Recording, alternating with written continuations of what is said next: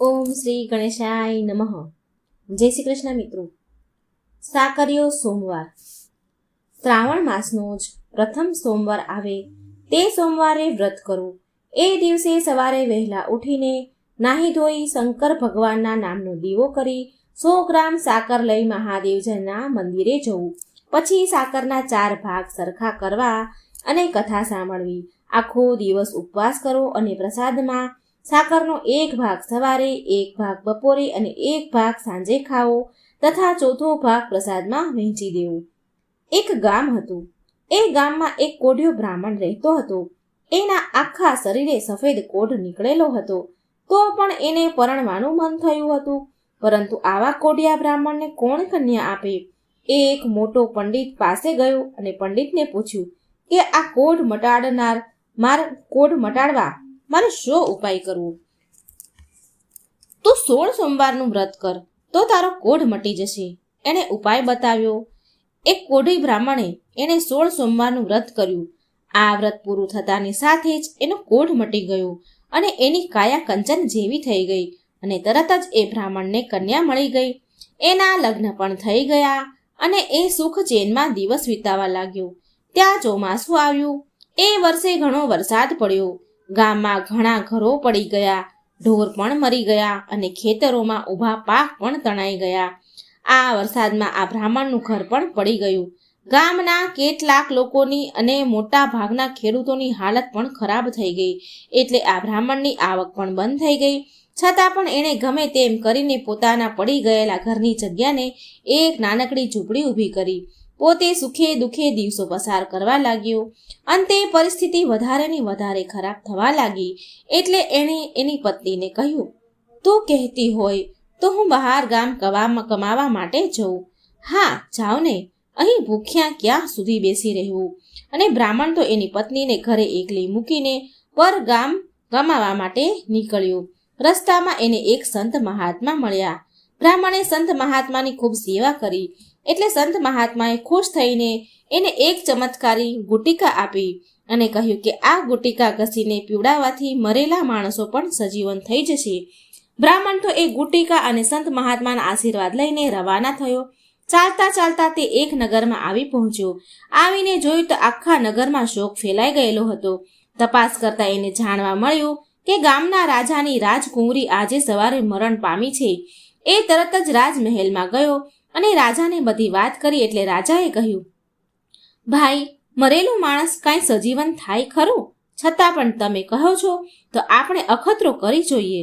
ભલે, કહી બ્રાહ્મણે નોકર પાસે પાણી મંગાવ્યું અને પાણી આવ્યું એટલે પથ્થર ધોઈ તેને ઉપર પેલી ગુટિકા ઘસી એનો રગડો કુંવરીના મુખમાં રેડ્યો. થોડી વારમાં તો કુંવરીના શરીરમાં ચેતન આવ્યું. એ સળવળવા માંડી અને આળસ મરડીને ઊભી થઈ.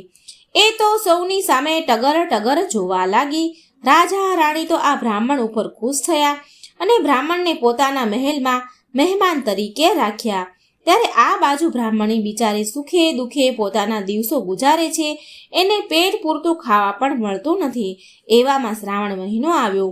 ગામમાં જે સ્ત્રીઓ હતી એ બધી સ્ત્રીઓ સાકરિયા સોમવારનું વ્રત કરવા લાગી. આ બ્રાહ્મણીને પણ વિચાર આવ્યો કે હું પણ આ બધી સ્ત્રીઓ માફક વ્રત કરું. એટલે એણે પણ પહેલો સોમવાર શંકર ભગવાનની ભક્તિમાં ગાળ્યો. પરંતુ ઘરમાં અનાજનો એક દાણો પણ ન હતો. એટલે એ એક ટાણું તો કરે જ ક્યાંથી? એ તો બિચારી ભગવાનનું નામ લેતી લેતી ભૂખી તરસી બેસી રહી. એવામાં ગામના નગર શેઠને ઘેર દીકરાનો જન્મ થયો. એટલે આખા નગરમાં સાકરના પડીકા વહેંચ્યા. એમાંનું એક પડીકું આ બ્રાહ્મણીને પણ મળ્યું. એણે એક ટાણામાં આ પડીકામાંથી થોડીક સાકર લઈને ખાધી અને વધેલું સાકરનું પાણી કરીને પીધું. એટલે એને ટાઢક વળી. એવામાં એ રાતે બ્રાહ્મણીને સ્વપ્ન આવ્યું. સ્વપ્નમાં મહાદેવજી આવ્યા. મહાદેવજી આવીને કહ્યું, હે બ્રાહ્મણી, તે જાણીએ અજાણીએ સાકરિયા સોમવારનું વ્રત કર્યું છે. પરંતુ જો તું આ વ્રત વિધિપૂર્વક કરે તો તેનું ફળ તને ઘણું મળે એમ છે. કારણ કે હું તારી ઉપર ખૂબ જ પ્રસન્ન થયો છું. પણ આ વ્રત મારે કેમ કરવું તેની મને ખબર નથી.